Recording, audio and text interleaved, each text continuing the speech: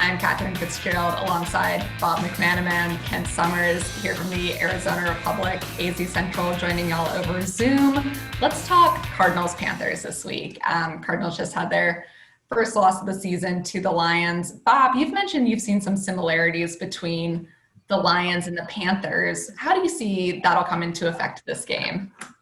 It was just kind of eerily similar because Detroit had lost 11 straight games dating back to last season. They didn't have any sacks. They didn't force any turnovers. And then I watched the Panthers game Monday from Sunday.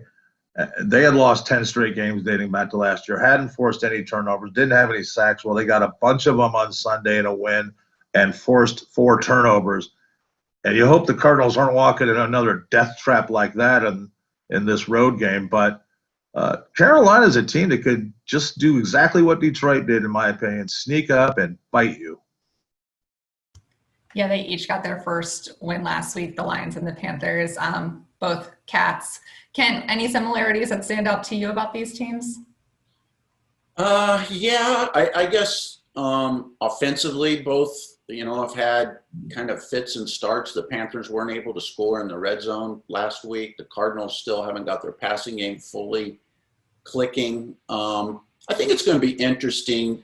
Do the Panthers have an advantage in this one with Matt Rule coming, from Baylor, with his defensive coordinator, Phil Snow, longtime college assistant, longtime college defensive coordinator, spent time in Arizona State.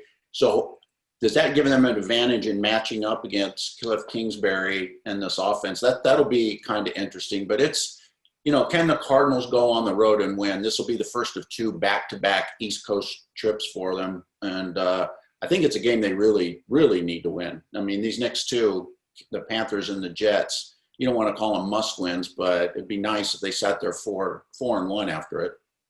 Yeah, you mentioned that parallel too of Kingsbury and Rule both making the jump college to the NFL, faced each other. Kingsbury told a story today to Carolina reporters about after he got fired, Matt Rule was texting him and they're friends. What do you guys see about this coaching matchup? I was on the conference call as well, and I loved how, it was the last time Matt Rule beat Kingsbury, it cost him his job, and he reached out and apologized, right? The fact that they're young, innovative guys, and we're seeing that more and more across the league, I think it only adds more drama. But the problem is the Panthers don't have a lot of dramatic offensive playmakers with McCaffrey on the shelf for another 3 weeks at least with a high ankle sprain. I think all the talent's in Kingsbury's woodshed, and he's got to release it all, man, and he's going to have to make Carolina pick who they're going to try and stop. Rule told us you can't just pick one. So everybody better be on the same page. That's what I've got to say about it. Yeah, the main deficiency, though, for the Cardinals is at safety. They're really thin, so many injuries across the board. Kingsbury hasn't exactly said when Budda Baker will be back, but expected to miss this game. Kent, what do you think of just that quick change of how thin they've become suddenly at safety and how that's going to impact Sunday? Yeah, it kind of reminded me of the saying Steve Keim likes to refer to all the time, that your needs in September often, are far different than you think they were in April. A lot of people coming forward that, they should sign Tony Jefferson. They haven't. I don't know, and they'll see a former safety on the field for the Panthers, Trey Boston, who did a nice job for this team for a year, and they didn't re-sign him. So it's going to be interesting how they compensate. I mean, last week we saw a guy, Curtis Riley, for the Cardinals, a safety, miss a tackle, big tackle late in that game. And I didn't even know anything about Curtis Riley. He had just joined the team 10 days before. Do they really move Isaiah Simmons back there? Kingsbury said earlier in the week that's something they're going to look at. They probably won't tell us one way or the other the rest of the week, but that'll be interesting if they do that. It'll be interesting if they don't do that and still limit Isaiah Simmons to like 10 plays a game, which is what he's getting these days. Yeah, they were definitely hoping to have more time to ramp him up, given just how weird the season has been. Maybe you'll have some more fans playing at Clemson collegiately, but let's talk predictions. Bob, who do you think wins this game? I'm going to go with the Cardinals, even though last week terrified me. I thought they were going to handle Detroit easily.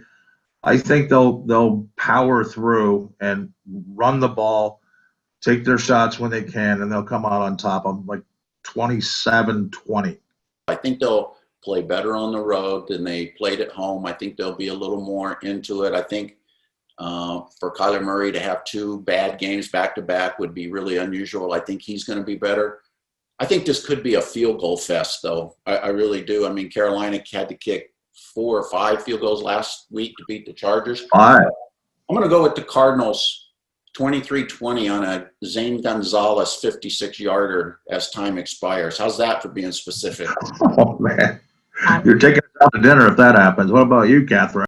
Yeah, I don't think I was going to be quite that specific in my prediction. I think we all went Cardinals last week too, and I'm going to do it again. I'm going Cardinals despite, Corey Peters was talking after the Lions game of how wins can kind of sometimes camouflage problems on the team, and they still have a lot to address. But I think just between their personnel and, what they've done so far this season, I think they'll get this win. Still maybe close to, I'll go 27-20.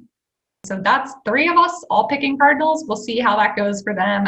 Y'all can check azcentral.com for all your stories leading up to the game and coverage after. So thanks.